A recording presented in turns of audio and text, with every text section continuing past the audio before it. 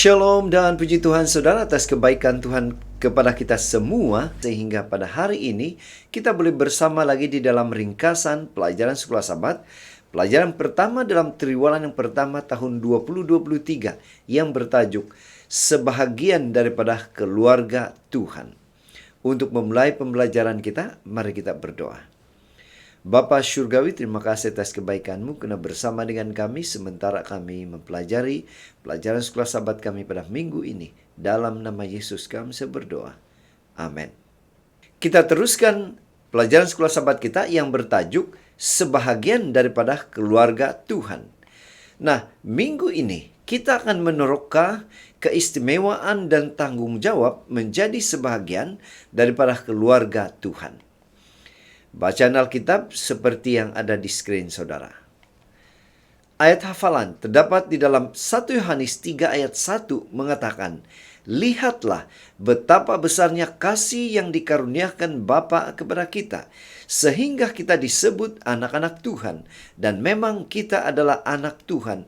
Karena itu, dunia tidak mengenal kita, sebab dunia tidak mengenal Dia."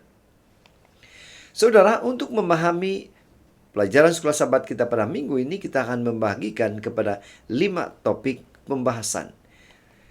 Pendahuluan Sekolah Sabat.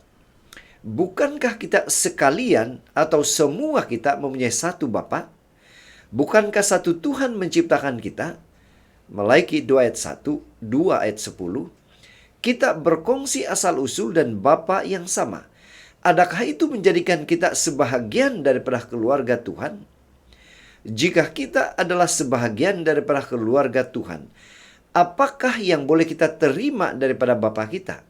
Apakah tanggung jawab kita? Alkitab mendorong kita untuk mengurus untuk Tuhan sehingga Dia datang kembali. Kita masuk ke tajuk yang pertama, yaitu kita adalah sebahagian daripada keluarga Tuhan. Yang menjadi pertanyaan, siapakah sebahagian dari keluarga Tuhan? Bagaimanakah manusia menjadi sebahagian dari keluarga Tuhan? Galatia 3:26 mengatakan, "Sebab kamu semua adalah anak-anak Allah karena iman di dalam Yesus Kristus." Adam ialah anak Tuhan. Lukas 3:38. Adakah ini bermakna bahwa semua keturunan Adam adalah anak-anak Tuhan juga? Melaiki 2 ayat 10. Semua manusia adalah anak-anak Tuhan karena penciptaan. Walau bagaimanapun, ini tidak menjadikan kita sebahagian daripada keluarga Tuhan. Untuk menjadi sebahagian daripada keluarganya, kita mesti dilahirkan dari Allah. 1 Yohanes 5 ayat 1. Yohanes menjelaskan bahwa kita adalah anak-anak Tuhan karena Dia atau Tuhan mengasihi kita. 1 Yohanes 3 ayat 1 hingga 2. Apabila Yesus menjadi manusia, Dia menjadi sebahagian daripada keluarga kita. Jadi, sesiapa yang ingin menjadi sebahagian daripada keluarga Tuhan boleh melakukannya. Seperti di dalam Ibrani 2 ayat 11 hingga 18. Itu sebabnya Yesus bercakap tentang Bapakku dan Bapamu di dalam buku Yohanes 20 ayat 17.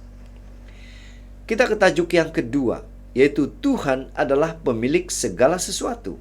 Yang menjadi pertanyaan, siapakah pemilik segalanya atau segala sesuatu? Bagaimana pribadi itu menjadi pemilik segalanya?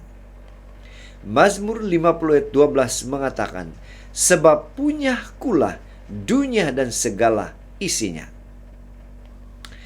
Tuhan memberitahu Daud bahwa dia tidak boleh membina bait itu. Jadi anaknya Salomo akan melakukannya. Daud menyediakan semua bahan yang diperlukan di dalam pembinaan bait suci itu. 1 Tawarik 22 ayat 6 hingga 10 dan ayat 14. Kemudian Daud menjemput orang ramai untuk membawa persembahan istimewa untuk pembinaan. 1 Tawarik 29 ayat 6 hingga 10. Daud menjawab kemurahan hati mereka dengan berdoa seperti berikut. Di dalam 1 Tawarik 29 ayat 11 hingga 16. Bagaimana pujian, bagaimana rasa syukur Daud bila mana orang menolong dalam pembinaan bait suci ini? Daud katakan, Di dalam ayat 11, segala sesuatu yang ada di langit dan di bumi adalah kepunyaanmu. Dia memuji Tuhan. Kemudian kekayaan dan kehormatan datang daripada Tuhan. Ayat 12. Kemudian ayat 14, segala-galanya datang daripadamu. Ayat 14 juga kesinambungan ayat tadi. Kami hanya memberikan kepadamu apa yang datang dari tanganmu. Kemudian segala kelimpahan dari tanganmu sendiri. Ayat 16. Kemudian yang terakhir, semuanya kepunyaanmu. Ayat 16 juga.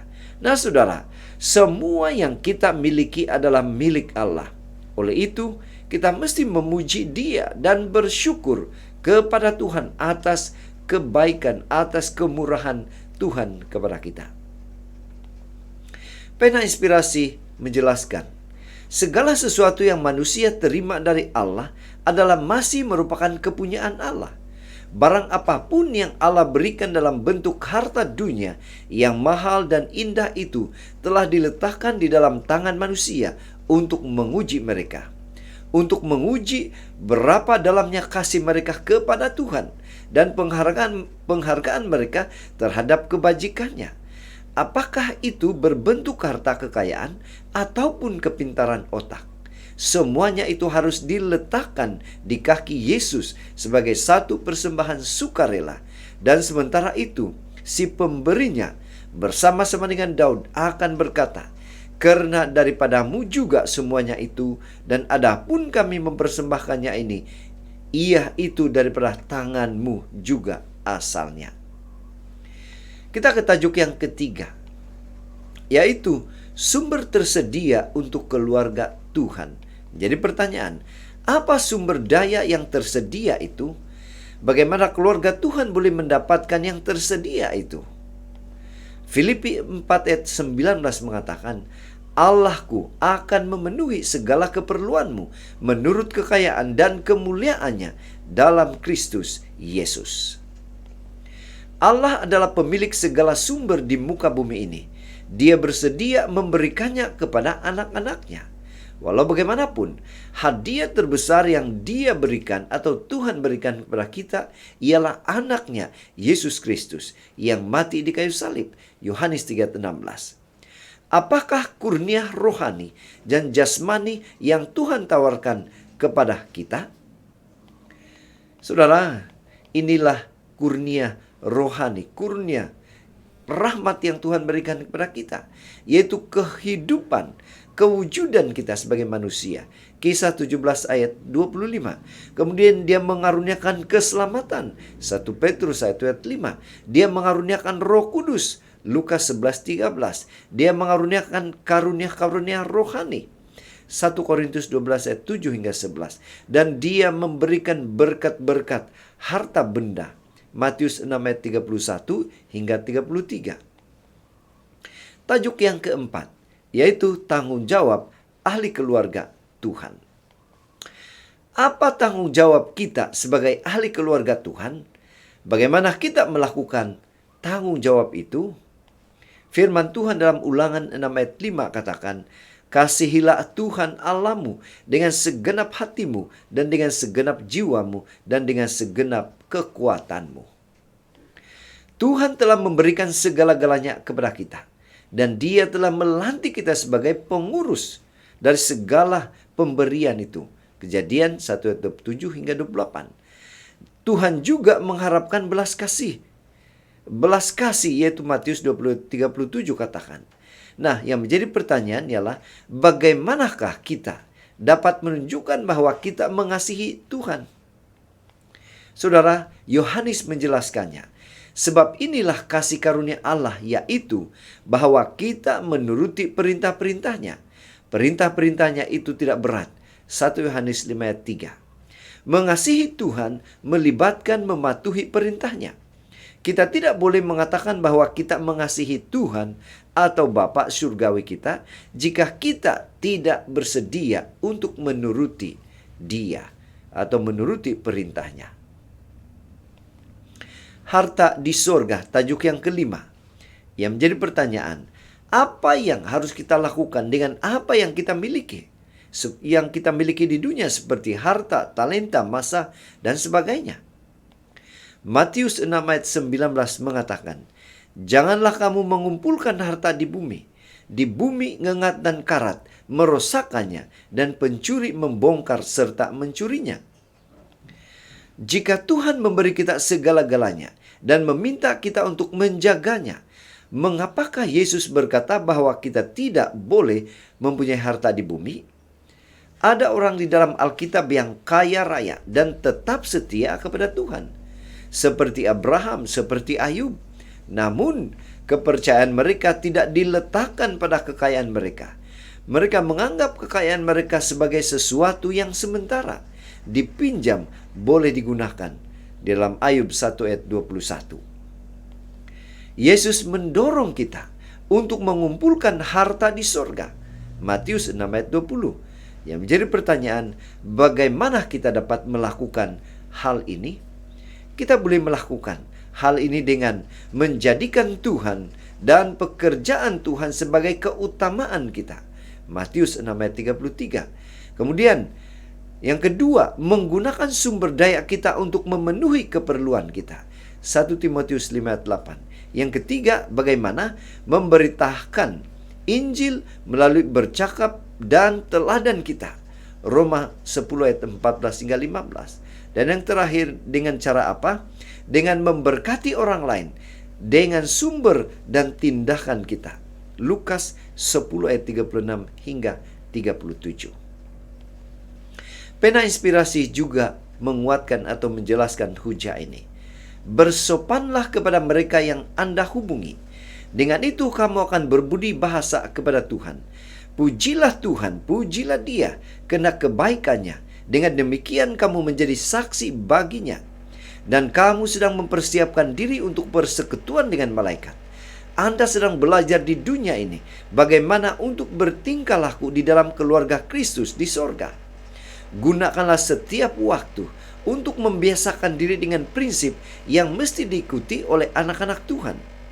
Kita di sini untuk meniru tabiat Kristus, untuk membiasakan diri dengan kelemah lembutannya, kerendahannya. Ini akan meletakkan kita di mana rekod kita akan menyatakan, kamu telah dipenuhi di dalam Dia. Kolose 2 ayat 10. Jadi saudara, dari pelajaran sekolah sahabat kita pada minggu ini, kita boleh menyimpulkan. Yang pertama, kita adalah sebahagian daripada keluarga Tuhan melalui penciptaan. Tuhan adalah pemilik segala sesuatu, karena Dialah pencipta, pemilik seluruh dunia ini. Yang ketiga, sumber tersedia yang disediakan oleh Tuhan untuk diurus dan digunakan oleh keluarga Tuhan dengan sebaik-baiknya. Keempat, tanggung jawab ahli keluarga Tuhan ialah menjadi pengurus yang baik dan setia. Dan yang terakhir, mari kita menyimpan harta di surga. Jangan kita menyimpan harta di dunia. Karena apa yang ada di dunia ini sementara, yang kekal itu adalah kerajaan surga. Jadi saudara, sekian saja ringkasan pelajaran sekolah sahabat kita pada minggu ini. Semoga ini serba sedikit menolong kita memahami pembelajaran sekolah sahabat kita pada minggu ini. Tuhan memberkati kita. Mari kita berdoa. Bapa Syurgawi, terima kasih karena sekali lagi Tuhan menyertai kami pada hari ini di dalam mempelajari pelajaran sekolah sahabat kami. Dalam nama Yesus kami berdoa. Amin.